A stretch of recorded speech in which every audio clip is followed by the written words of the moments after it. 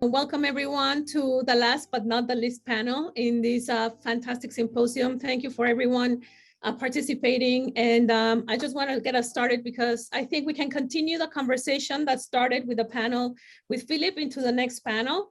I just want to briefly introduce myself and then ask my panelist colleagues to introduce themselves. My name is Monica Ramirez Montagut. I am the director of the MSU, Michigan State University Broad Art Museum. And I'm also one of the advisors for the Ubuntu dialogue. The image that you see right now is the kind of work that I did in my previous job that I'm bringing here to Michigan State. This is an image of an exhibition inspired by 30 stories of 30 formerly incarcerated women in New Orleans. It was created at Tulane University. So shout out to all my colleagues from New Orleans that have been in the symposium. We interviewed 30 formerly incarcerated women to tell us their stories. We gave those stories to 30 local artists that developed a relationship with the women that now call themselves Per Sister, which is the title of the exhibition. And, and so that's the kind of work that I did in New Orleans. It's the kind of work we are bringing this exhibition to Michigan. And it behooved us to do an exhibition on Michigan. And it's going to be called Free Your Mind, Art and Creativity in Michigan in the incarceration system. And these exhibitions will open in the fall. So in that sense, I think similar to our colleagues from the basketball hoops, Ubuntu hoops film, I think that probably we were implementing some Ubuntu concepts and attitudes while producing this exhibition and while the exhibition was in, certainly the objective was to rehumanize the women in the exhibition, given that the prison system's main objective these days, apparently, instead of rehabilitation, it's more dehumanizing the individuals. We created a space of empathy, which is right in line with the Ubuntu philosophy. We made sure that we felt in the interdependence that, if the persisters were not able to overcome their obstacles, we as a society in New Orleans could not move forward together. We created a space for sharing, particularly sharing stories and storytelling that has come up a lot during the symposium and will certainly come up more in this panel. We created a safe space, ultimately, when people were visiting the exhibition, of togetherness, and therefore, we created a healing space, I believe, and I think we will see that play out in a lot of other exhibitions and cultural projects and art projects that our colleagues have to share with us today. So I'm going to ask our colleagues my fellow colleague panelists to introduce themselves, and I'm going to start with Diana Ndiaye. Thank you, Diana. Okay, thank you so much. And I do have to say thank you to everyone, not only the panelists, as well as the people who are attending. And this is such an important topic. Okay, my name is Diana Bearden-Jai, and I'm a senior curator and cultural heritage specialist at the Center for Folklife and Cultural Heritage. And I'm also an artist working mostly in textiles and inspired by the needlework traditions in my family and community. And in keeping with what we were talking about, I'm also an emerging urban micro farmer, subsistence farmer, and a lifelong learner. As a daughter of diaspora, I think that one of the most important things we do is connect to each other in recognizing all of our diversity, our internal diversity as international people of African descent. So I'm going to stop there as an introduction. Thanks. Thank you, Diane. And I think I was remiss to say that you're the curator of the Smithsonian Center for Folkloric Life and Cultural Heritage in Washington, D.C. So thank you for being with us today. Then I'm going to ask Patricia Chapman to introduce herself. Patrina is a curator of collections and exhibitions at the Charles H. Wright Museum of African American History in Detroit, Michigan. Patrina, thank you for being with us today.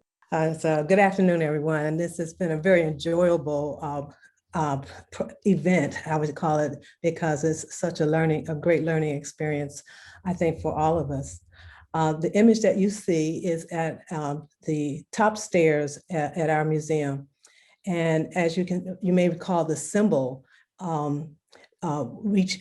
reaching as we climb, or not reaching as we climb, what is it? I lost it that quickly, but It's a long-term symbol that tells African Americans that we must bring each other up. We can't just let people be lost.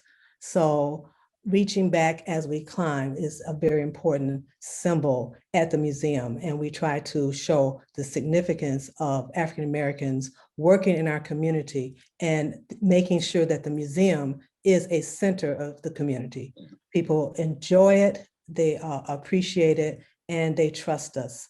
So we have a lot to do to make sure that we are staying on track and doing what our community needs us to do.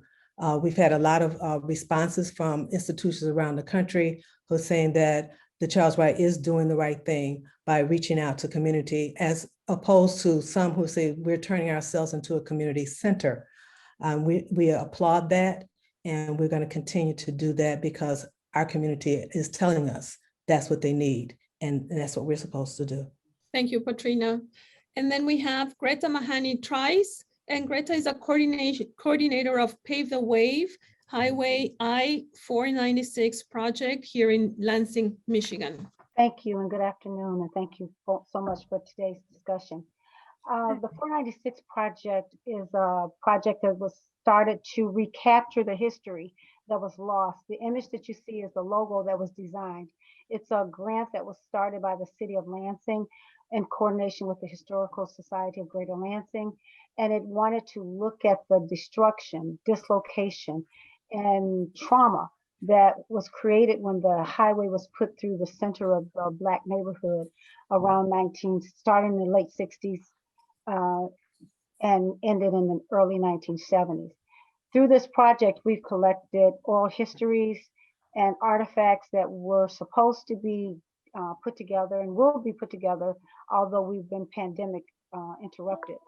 But we've collected hundreds of stories and videos that we want to show the devastation that happened as a result of that. I also do restorative justice work that is focused like Ubuntu on the healing of that, not just the destruction. And the story component is the #1 piece in healing. Thank you. Thank you, Greta. And that takes us to our first question, which, given the framework of what we've listening today, and we've been hearing a lot of storytelling and about how to capture our histories and how to leverage and give agency to the storytelling. And in previous conversations, it came up that, through the storytelling, through the context of our cultural programs, our art exhibitions, our art institutions, cultural institutions, storytelling, gives us agency through self-representation. It's a way to capture cultural autobiographies, to documenting stories of trauma and healing. It also, at an institutional level, it helps us develop leadership skills. It helps us expand our knowledge of ourselves and our communities. It helps us expand the capacity of our institutions, right? And so within that sense, is this the way that we can materialize Ubuntu, give it agency, implement it? Do you feel that that's a way that we can work with the Ubuntu philosophy?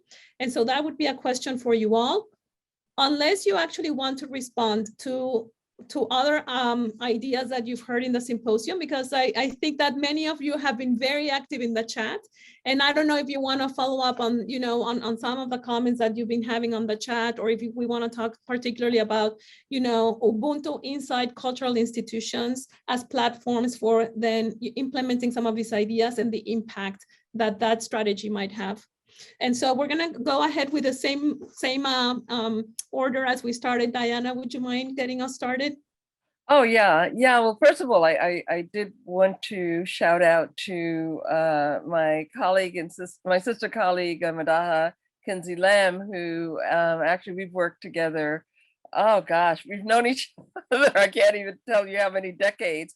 But a lot of the work that we've done with Mind Builders, as well as with other organizations, has to do with not only storytelling and the collection of stories, which is really important in terms of self-definition and creating our own history and dealing with all of the pedagogical skills of creating the narratives that are important, but also going beyond that in terms of the kinds of skills that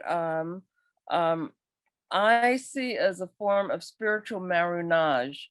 From the 17th to the 19th century, there is a history of people who broke away from enslavement and who established independent communities of resistance. And everywhere there was enslavement, there was marronage. And there were principles of marronage. One was telling our own histories. The second one was defining ourselves in all of our diversity, but also learning the skills that allowed us, and food skills, craft skills, that allowed people to survive, developing a sense of spirituality that was affirming and healing practice that was affirming. And I think that what this conversation of Ubuntu is all about has to do with that. And of course, self-governance, but self-governance can take place in a lot of ways. And so all of those things and the work that I've done with the Will to Adorn program, which I'll talk about, and the African Immigrant Project, which is bringing people together from different parts of the diaspora and looking at the crafts that sustain us. These are all things that involve storytelling, begin with storytelling, but then take it into the kind of community practice and creating communities of practice. Basically, I totally agree with what you're saying. In Detroit is a unique location. It's a unique place. One, we constitute the majority of the population, African Americans, and we are seeing a big change now, but we still constitute that majority. And as a result, we pass on information. Before it got really, really bad in some of the areas, families, just came together. They were similar. They did things from the South. They shared food. We don't do that as much now, but it's still a part of our culture, and we haven't lost it. We do it by families and friends who may come to programs and events. We have them come to the Charles Wright. Actually, people come to the city and they'll bring their family reunions just so that they can get them to come to the Charles Wright, because they're so proud of the institution, which is now 56 years old. It's the second oldest African American museum, with the DuSable being the first. And Dr. Wright brought with him all kinds of energies. He was an extraordinary man, and it is still spinning around inside that building, even though he is gone, because one, the people who remember him, of the 7,000 children who were birthed by him, because he was a gynecologist obstetrician. So there are, the word continues to travel that institution that's sitting over there in the middle of the cultural center, where we were at first not allowed to be, is now a place where African Americans go because of Dr. Charles H. Wright and other African Americans in the city. So, it's a place, I think, where we can come and talk about our history and culture in a safe place. Sometimes you have argument, or whatever, but it's still felt as a safe place. And I really feel good about that, in that sometimes people won't talk because they feel uncomfortable. And we've had programs where, everybody was on their feet and had a response to something that we were discussing. We've had over 300 programs in a year. So that's bringing in, people from all over the country to speak, either in person or by internet. So the objective is to make sure that we're telling the truth and that we're including the community. Thank you, Patrina. Greta? Well, from the standpoint of dislocation being a strategy, from the Middle Passage to the Trail of Tears to renovations, renewal, urban, it has always impacted the people of color, or those that are being oppressed from the get-go in disproportionate ways. And we see that even with COVID. No matter what happens, when you start off by being placed on a position of disadvantage, whether it's economic, social, political. And usually in our communities, that's always the three that go together, that we have to find ways that the true story is not only recorded, but told and taught, because the people will continue not only to utilize those strategies, but to lose the culture that we've been speaking about for the last 2 or 3 hours. Because once you remove people from their identity, then there is, devastation that occurs generationally. So the fight and struggle to maintain that identity, to own that identity, to record that identity is part of what Pave the Way is about, but it's been inherent in the struggle since 1400s and throughout Western civilization and colonization. So it's important that we recognize the strategy in Ubuntu, because we are, because everybody is human and everybody needs to be, everybody's humanity needs to be honored, respected, and protected. So I think by telling those stories is only one mechanism, but the telling of the story has to be posited in the educative value of those stories on the broad place to intercept the colonization and the continued devastation of that, if that makes sense. Thank you, it does. I was wondering if we could then address our second question, if we want, or if we want to build up on our comments. I'm going to leave that open to you all. One of the things that we had discussed was, so our institution, your institutions, are capturing these stories in the manner that each one of your institutions feel it's the right way to do to serve your communities. What comes next? Like, for example, for a museum like the one in New Orleans that was for the first time telling the stories, untold stories of a community that's predominantly invisible, right? Black women in incarcerated situations are fairly invisible to society, and we put them on the first plane in their own terms, telling their own stories.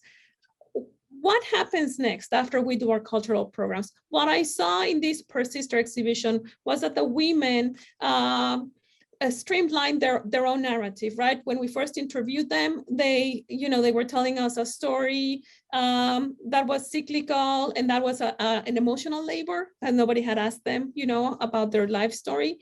After 3 exhibitions, we did the exhibition travel to several venues. It was interesting to see the women, how, when they grab the microphone, they will tell their story and they would make a call to action. Most of them had gained agency by telling their stories and understood that they now had a platform and they were making a call to action. So that's just one example that, if I may share with you, that I saw beyond storytelling, beyond an exhibition, beyond a cultural program. There were some bridges built with non-directly impacted folks that then also became advocates and activists, and the women themselves gained a lot of agency telling their own stories. Do you have stories like that to share with us? As cultural institutions, we do these art programs, and Diana mentioned, we need to shape the structure of our institutions, differently as well. It's not only in the programs, right? But it needs to be imbued in the structure of how we think about our own organizations. But can you tell us a little bit more, if you want to go back to some other, comments, that would be fine. This is great, Monica. In fact, you mentioned something really important in terms of agency and what we do with that. And we have a saying at the Center for Folklife and Cultural Heritage, was no folklore without the folk. And another way of saying is that nothing about us without us is another way of saying that. But also in terms, another principle of spiritual marronage is the kinds of relationship building that's important to carrying out the kinds of practices. So this happened, a good example that I'm really happy about, working with colleagues from MSU, as a matter of fact, Marsha McDowell, Kurt Dewhurst, but also my South African colleagues, Bongani, Vanessa, and so on. We were part of a training program for South African museum professionals. At one point in a follow-up project, we ended up coming to the Bronx, to Mind Builders, to visit, and that kind of networking built so many new projects and new relationships across the ocean that are important in terms of two things: in terms of the ways that we work together and learn from each other, the ways that we build an international community of Ubuntu, and the way that, you know, each time we create these networks. And I think that this conference is part of that. We're building towards new ideas, new possibilities. And I think that that is starting with agencies. And I think that that's a great example. One other thing quickly is that at the Smithsonian now, what we're working on is something called the African American Craft Initiative. And we started by doing a conference of craft makers, and then a think tank of African American craft organizations. Now we're going to a consortium, which is bringing in people from the national craft community. And so building from the inside out is the way that we can get things done. And so I think that those are two examples of the spirit of Ubuntu and Marinage. Thank you, Diana. I'm taking notes. Thank you so much. Patrina, do you have some comments for us? Yes, I think that, again, I totally agree with what she's saying. We're trying to do that as well, to build from within, to kind of change our direction in terms of projects that we do, you know, bringing in the community, bringing in young people. I recall a situation where we had a lot of the older heads sitting around the table, and we were talking about, you know, the history of the Pan-African movement, And the young people were on their phones. And so the older heads became kind of, you know, irate that these kids didn't have any manners and they were on their phones. But I realized at a point, and brought it to their attention, that one of the problems is that we haven't talked to our young people. So as we're having this discussion, they don't know what we're talking about. And they're on the phone trying to figure out, well, what was that? And what year was that? And, you know, and it was an extraordinary experience, you know, a kind of one of those come to Jesus kind of, you know, situation where you say, okay, it's not them, it's us. And so we were able to, I think later, you know, we talked about it more. And I found that during COVID, our young people were coming into the Charles Wright like never before. And they were posing questions, you know, as a result of the Black Lives Matter movement and things that were going on that they didn't expect to happen anymore. I think a lot of them, they thought it was a better world and things would, you know, in the old days were gone away. And then it kind of, you know, reared its head again. And so they came in and they were asking questions. We had at that time, we still have a portion of it, Voting Matters. It was just before the election. And they were asking, you know, questions, and they would stand there and listen for 20 minutes. And, you know, and you give them that whole answer about the gerrymandering and electoral college and, you know, suffragists and who they were, and they've not heard it. They don't get civics anymore, right? So they don't understand how government works. And they were very happy. And, you know, they came back with friends. So I think if we listen to them and learn their ways and respect them, I think that that's a way of ensuring that our future will do what we've been trying to do all along, and that is connect with other people, bring Ubuntu into their lives and spread it all around. So. Thank you so much, Katrina. Greta, I saw you raising your hands, being in agreement. That was just a shout out. That was just up to my sister there too, who's preaching. And the thing that I will add to that is that in everything that this conference is, webinar conversation is bringing to forefront is our need to connect. and not be so disjointed. And in my growing up is like, you need to quit talking about it and be about it.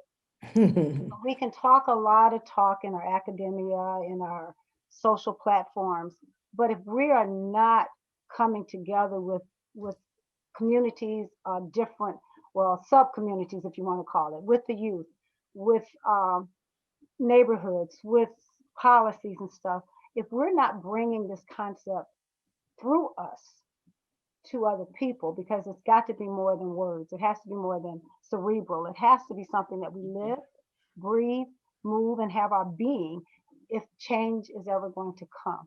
And the thematic thread today has been about connecting. This isn't about anything but reaching and not expecting people to come to us, but being vulnerable enough to go to those uncomfortable places where the people that don't look, think, and nod their head and say yes and amen to what we have to say. So, you know, and there are multiple ways. The sister that Kia and my other sister were talking about it. It's just, we have to be present with them. And that's a restorative practice. We can't do two, we can't do four, and we certainly can't do nothing. We have to do with. So everything that we talk about is embodying those words and action. That's right. Thank you, Greta. I have a question that came through the chat for Patrina, and it actually came to me. So let me read it. It comes from Professor Baruti Katembo. He said, question for Curator Patricia Chapman. Given the design of the Charles Wright Museum, do you see the role of African architecture as bold component of storytelling and imagery? Is that impactful? And how is architecture connected to Ubuntu? Can we use African architecture in the design of independent schools in predominantly African-American areas and neighborhoods? I believe so, because when people come there, first of all, they love it. Then they love what they see because they've not seen it before. Many have not been to Africa. They're not familiar with African architecture per se. But we're in the cultural center, which, as I said, was a place that we weren't going, no one really dreamed we'd be. But this building itself says that there's energy, there's power, there's something that's connected. It's different from the straight buildings that we see in the area. There's the big round circle, which really kind of,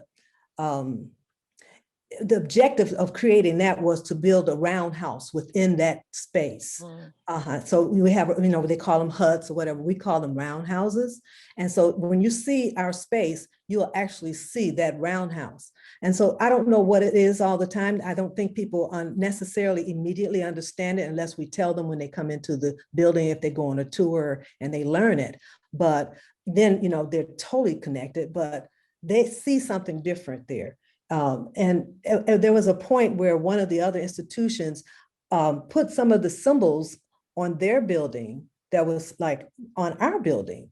And, we were like, oh, wow, this is interesting. The next person who came in took it off. There could be no symbols like that, no similar symbols.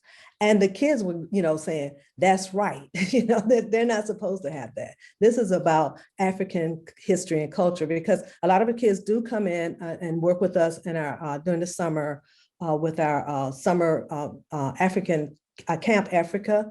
And so when they go away, they tell their friends, and you can tell they've been learned from other children, other young people when they come back, and they know their way around, and they're taking their parents through, and they're telling them this history that they learned. So I think that that's what it's important that that people know what that building is standing for, why it's built like it is, the significance of it. But I think some people just look at it and know this is different, and they appreciate it.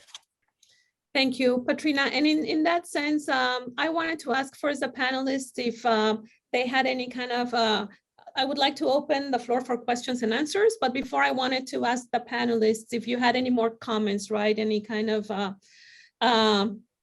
agree between you, like any more comments before we change subjects to address some questions. Yeah, I had a short I guess, thing that I wanted to mention in this whole conversation. There's been a lot of focus since the pandemic started and so on, and really recently about the crisis in mental health and the fact that we're all in trauma. And as they say that when the country catches a cold, we're the first to catch pneumonia. And I think that on a larger basis, we have to look at that. I think there's been a process of what I call slow kill and fast kill. The fast kill is like the police violence and stuff like that, which isn't only restricted to the United States and isn't only restricted to European countries, because there was a issue, for example, that people were talking about police violence in states that were taught by where their police were taught by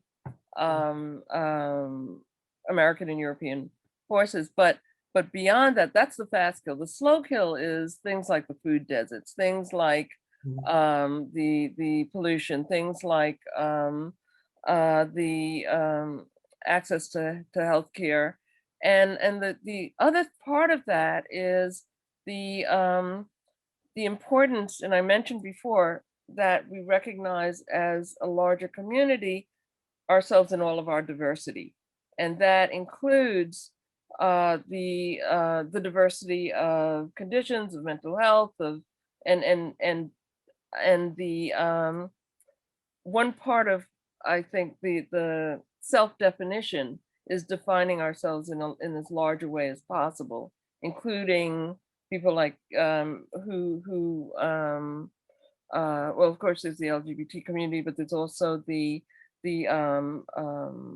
autism community, the community of folks who have intellectual and developmental challenges, the folks who are defined as schizophrenic, whatever. But I think these are, a lot of times, these are all the people who would have been the shamans in past times.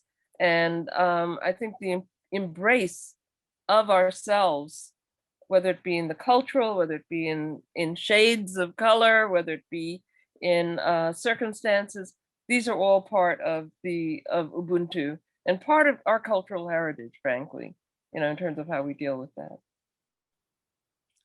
I agree with that, if I will, about Ubuntu, especially among all people.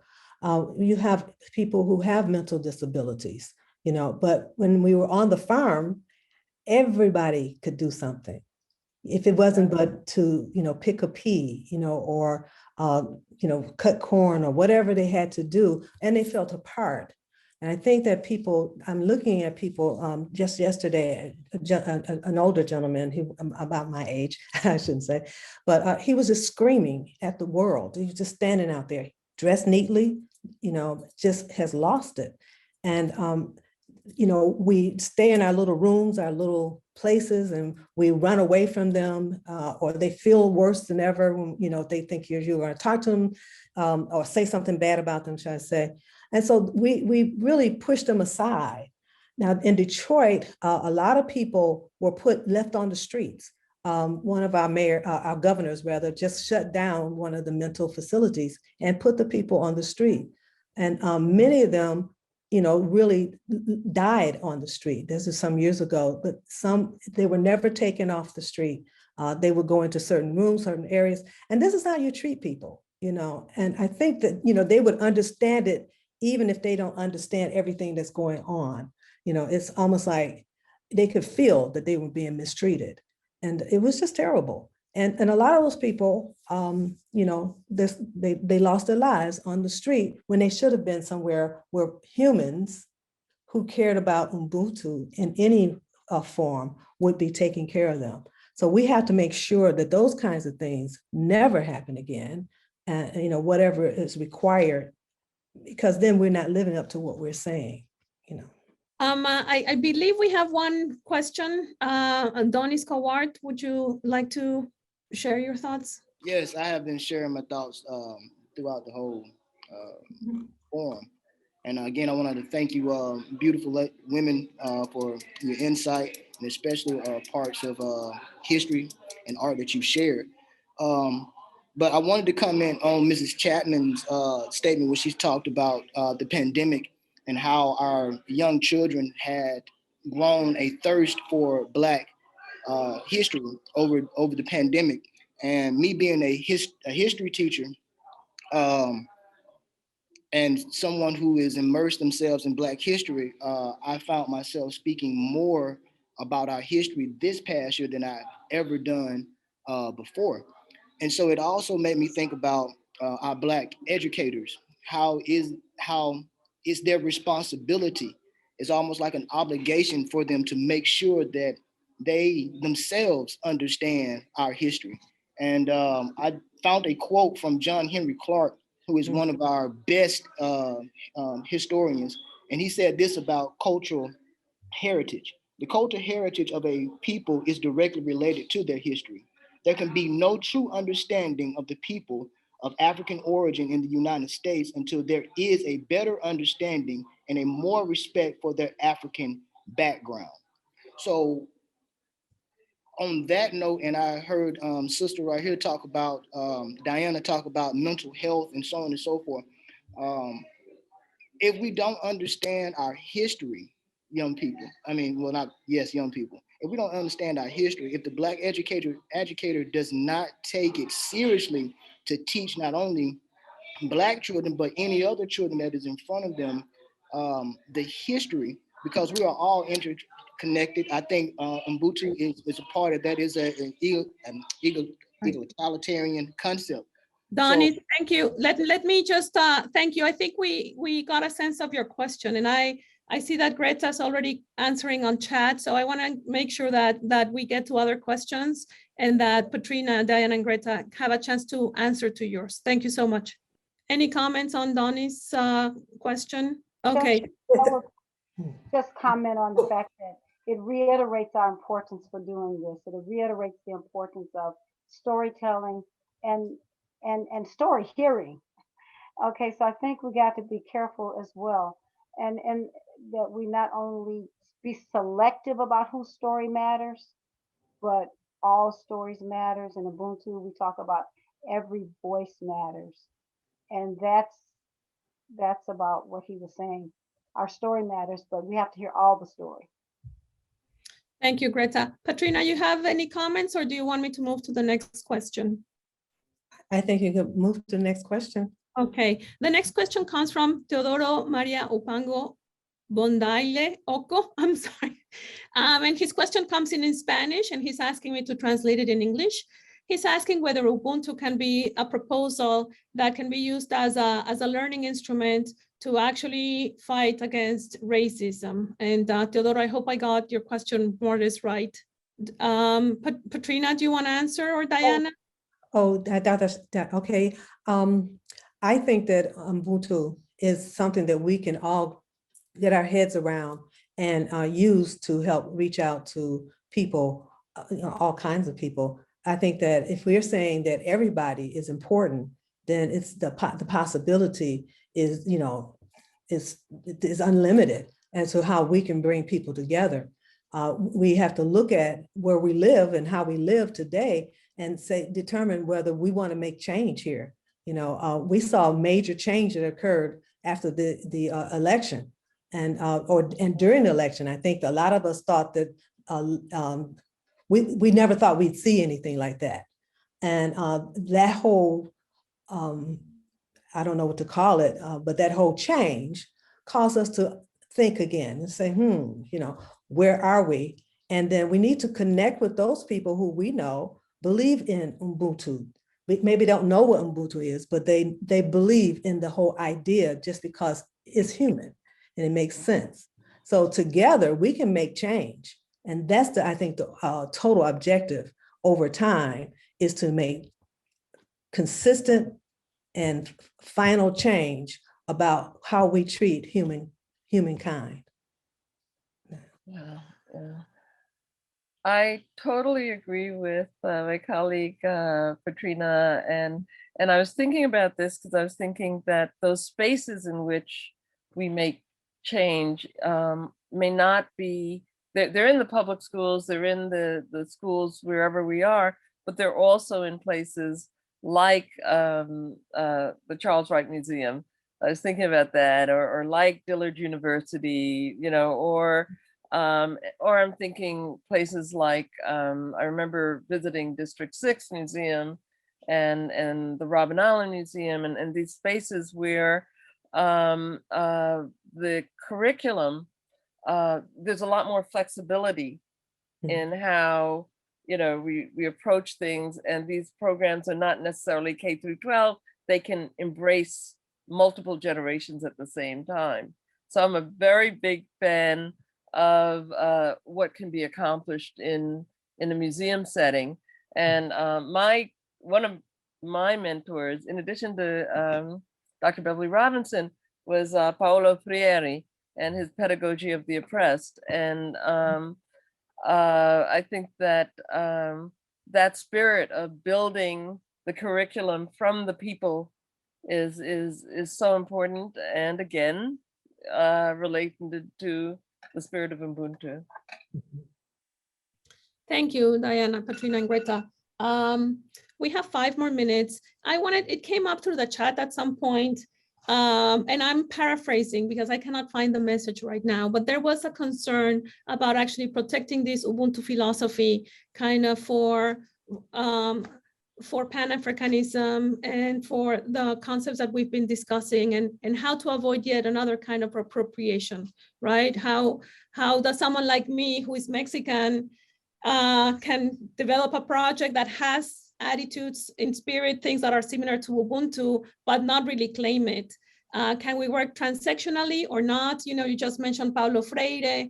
You know, how should we address Ubuntu as something that should be spread out and should be something that we want folks to appropriate, or should we still develop it and give it, you know, a Pan-Africanism kind of identity and hone that before, you know, we start kind of expecting others to leverage that knowledge that comes from Africa?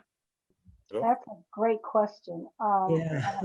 That's no, and I when we look at appropriating, misappropriating concepts and ideas, I go back to indigenous people, and the whole concept of land ownership was foreign. It did, you know, their ideology meant that the things of nature and the creator belong to everybody. And so it's almost counterintuitive for European people to understand what that meant, right? So there is an ideology that is generic to people's way of belief. However, in Ubuntu, if it's about human, that becomes the determining factor. You know, like, so I go like, who can own the air, right? Right. Nobody can own the air. But I'm sure if there were a way to capitalize on it, somebody would figure it out. So there's these tensions that we will always have with identity and whatnot. And for me, it boils down to purpose and motive and spirit. If the spirit is to promote humanity, I think it would be inconceivable that our ancestors would say, oh no, humanity belongs to just us. Right. That sounds like crazy. Because that's not, there is a commonality that we have to share, the things that make us human. And it isn't a word, again, I go back to, it's not about a commodity that belongs to somebody. It's about what you're doing with the idea. And are you living it? And are you treating people as humans? Or That's are you right. That's right. Hello? Diana? Yeah, no, that's so true what Greta's just said. And I mean, I think there's a difference between, well, I think the thing with appropriation is acknowledging where the ideas come from and where, and not taking it off and excluding the creators or something. But I think, you know, there's that saying that I'm human, so nothing human is alien to me. And I think that